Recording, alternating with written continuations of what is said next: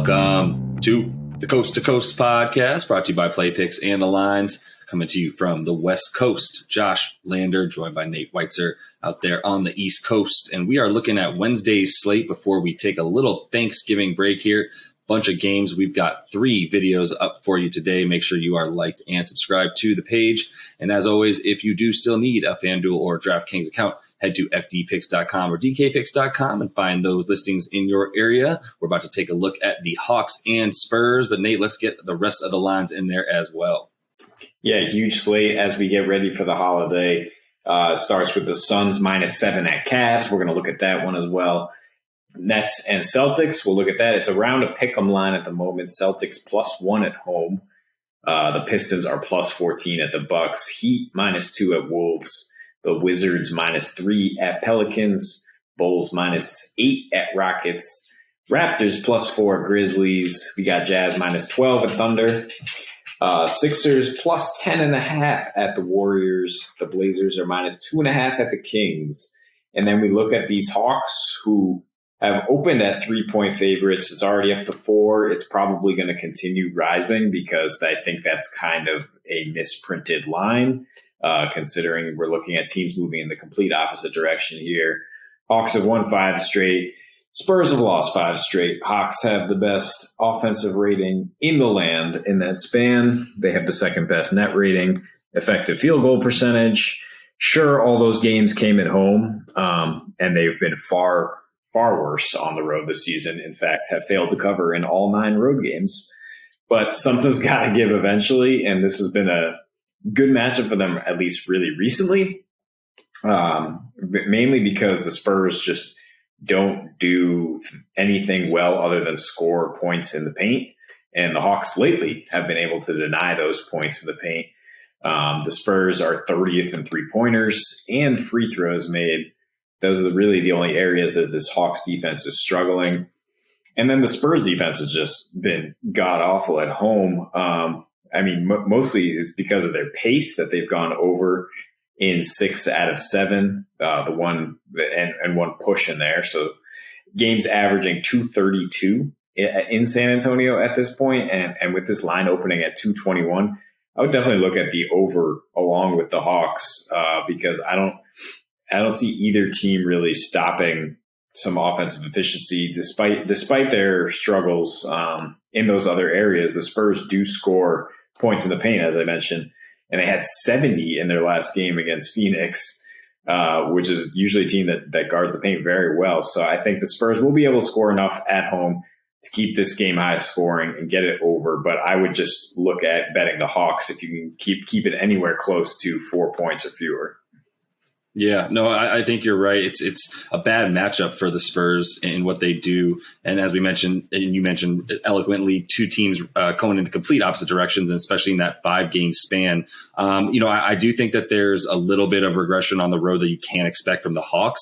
But I don't think that that'll be a big enough deal in this one. To your point, it's got to end at some point in terms of their really bad play on the road. And I wouldn't necessarily attribute, their turnaround in terms of in the standings directly just to the fact that they've been playing at home, because you look at the way that they've changed things. They were doing things poorly at home as well. They were just doing them at a much faster pace and hitting a couple more threes here and there between their guys. But that's, I think that's something that you can expect against, as we said, a defense on the Spurs that, they gave up 12 triples the other night in a loss to Phoenix, even though Phoenix was on that back-to-back.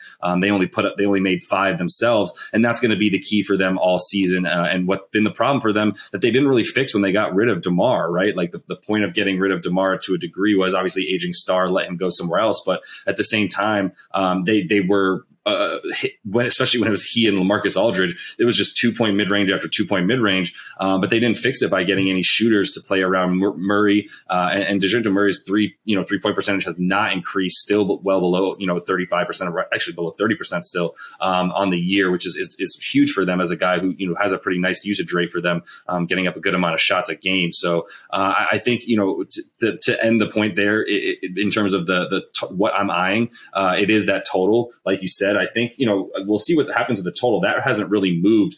221.5 does still feel high. I'm still getting used to the Spurs just being a complete run and gun team rather than having a really stable half court offense.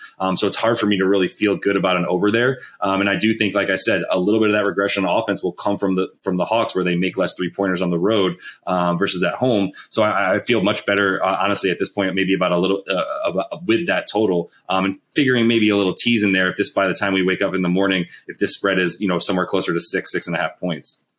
Yeah, that's fair. I mean, but the Spurs, I just trust at home to score. They are sixth in offensive rating at home versus just awful on the road and in general over their last 5. With Jakob Poeltl back, I think Dejounte Murray and him will have a good little pick and roll action going.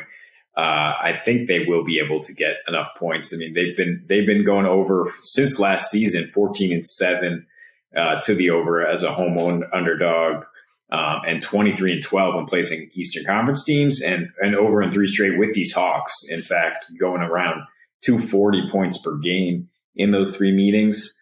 I know it's a different Hawks team as well, but we've talked. The home road splits go both ways for them too, and on the road they're giving up 116.7 defensive rating. They're giving up 114 points per game.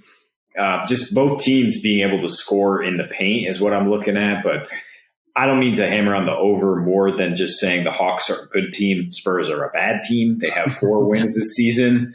2 are against the Magic, and they've lost to the Thunder, and they lost to the Wolves by 25 points recently.